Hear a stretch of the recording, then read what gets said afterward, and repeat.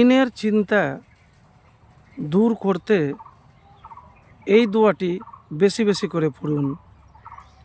ইনশাল্লাহ দেখবেন সব ঋণ থেকে আপনি মুক্ত হবেন।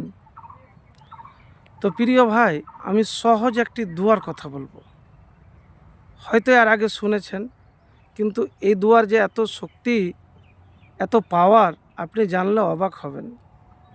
একবার আলী রাজিয়াল্লাহু তাআলা আনহুর কাছে একজন গোলাম এলো, এসে বলছেন, আমিরুল মুমিনিন, আমার মাথার ওপর খুব কর্জ, ঋণ, আমাকে আপনি সাহায্য করুন। আলী রাজিয়াল্লাহু তাআলা আনহু তাকে বললেন, আমি কি তোমাকে একটি বাক্য শিখিয়ে দিব না, যা আমাকে নবীজি সাল্লাল্লাহু আলাইহি ওয়াসাল্লাম শিখিয়ে দিয়েছেন। যদি তোমার ঋণ পাহাড় পর্বতের সমানও হয়, তাহলে আল্লাহ রাব্বুল আলামিন ঋণ থেকে পরিশোধের ব্যবস্থা করে দিবেন। তারপরে দোয়াটি আলী রাদিয়াল্লাহু তাআলা আনহু তাকে বললেন। তো সেই দোয়াটি হলো, আল্লাহুম্মা মাকফিনি বি হালালিকা আন হারামিকা ওয়াগনিনি বে ফাজলিকা আম্মান সিওয়াক। হে আল্লাহ, আমাকে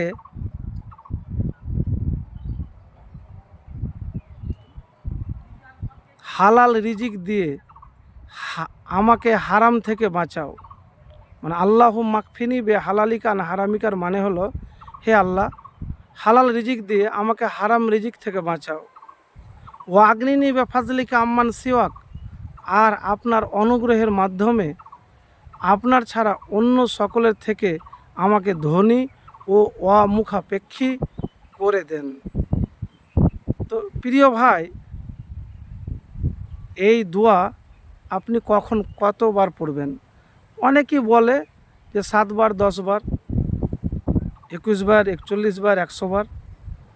আমি আপনাকে এতটুকুন বলবো, এই দোয়া আপনি ঋণের মধ্যে থাকলে সব সময় পড়ুন, উঠতে বসতে পড়ুন। তার আগে দুরূদ শরীফ পড়বেন। আল্লাহুম্মা সাল্লি আলা মুহাম্মাদিন ওয়া আলা আলি মুহাম্মাদ কামা সাল্লাইতা আলা ইব্রাহিমা ওয়া আলা আলি ইব্রাহিমা ইন্নাকা হামিদুম মাজিদ। আল্লাহুম্মা বারিক আলা মুহাম্মাদিন ওয়া আলা আলি মুহাম্মাদ কামা বারাকতা আলা ইব্রাহিমা ওয়া আলা আলি ইব্রাহিমা ইন্নাকা হামিদুম মাজিদ। তো এই দুরূদ শরীফ বেশি করে পড়বেন। তারপরে বলবেন, আল্লাহুম্মা মাকফিনি বে হালালিকা আন হারামিকা ওয়াগনিনি বে ফাজলিকা আম্মান সিওয়াক। তো প্রিয় ভাই, এতটুকুন আপনাকে বলবো, আমি সংসার করতে যেয়ে, কোনো ব্যবসা করতে যেয়ে লস খেয়ে নিয়েছেন।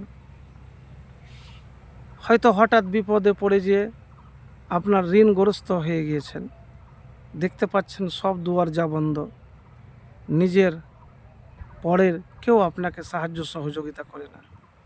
তা আমি এতটুকুন আপনাকে বলবো যে আপনি আল্লাহর প্রতি ভরসা রেখে এই দোয়া বেশি বেশি করে পাঠ করুন।